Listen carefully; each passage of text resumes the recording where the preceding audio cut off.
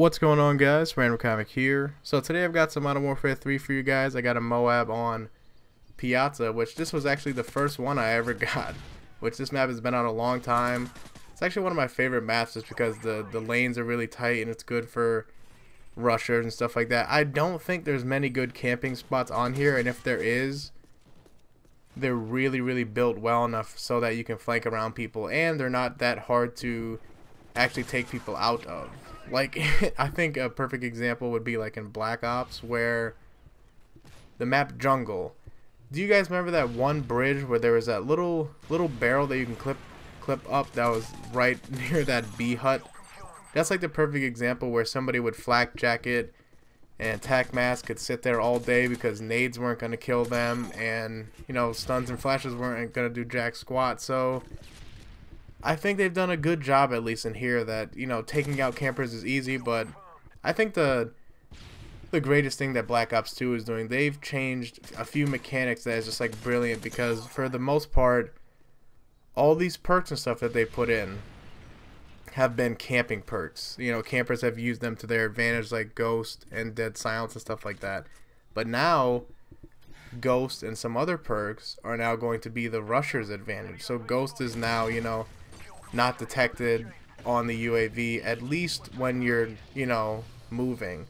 Which moving has been of huge debate lately. Von Harv has said, like, the moving can be either, you know, walking, or it could be you have to be in a full sprint. You know, that could be the actual gist of it. If, you know, you won't show up on the UAV if you're in a full sprint, but everybody knows that playing Call of Duty, if you're in a full sprint, you know, more often than not, there's going to be a guy waiting somewhere that's going to have his gun up before you, and that's a huge advantage in a game that, you know, is mostly on ADS and stuff like that.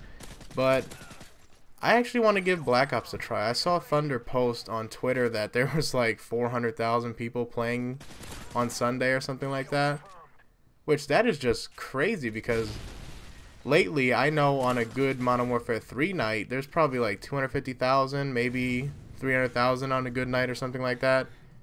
But I guess a lot of people are just trying out, you know, Black Ops. Maybe they've actually bought in it and are, you know, in anticipation of the next one, or they're going back to it. So I might actually go back to it and start playing that just to see what it's all about, because I don't know what it is, but I've quit complaining about issues in the game and stuff like that, because we've all played Call of Duty at its best, and as well we've all played it at its worst. So we know where that basically that balance is and that medium is, and until the day somebody dishes out the money basically to, you know, buy, whether it's dedicated servers or they actually have a pretty well, you know, developed team that can basically mimic and copy Call of Duty basically completely, because that's what's pretty much going to take down this game as the most popular shooter. Because there are other popular shooters out there, like you'll have your Battlefield, you'll have Medal of Honor, Gears of War, Halo,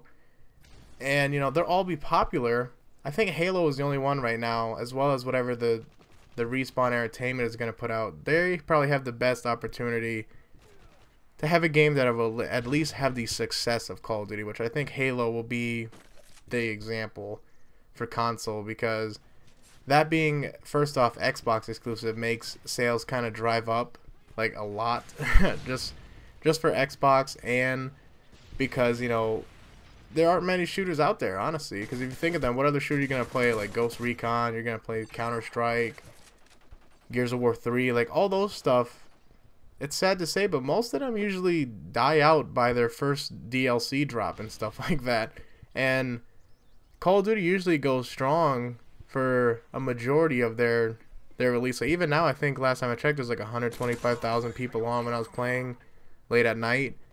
That's a lot of people, I thought, for like a Sunday night where, you know, I feel people should have better shit to do and got to get to bed and stuff like that.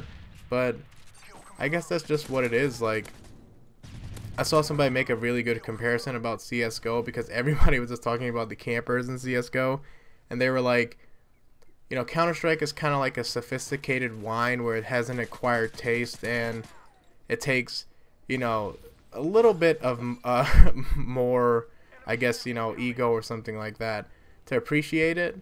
But then Call of Duty is kind of just like light beer or something like that. You know, everybody can drink beer, and for the most part, everybody likes it and everybody drinks it. But not everybody's gonna drink that kind of, you know, sophisticated wine. Kind of interesting analogy. I kind of actually agreed with it. But thanks for watching, guys. Hope you guys enjoyed the video. I'm gonna cut it off short because it's late and I need to get to bed. It's like 12:30. So thanks for watching, guys. Peace.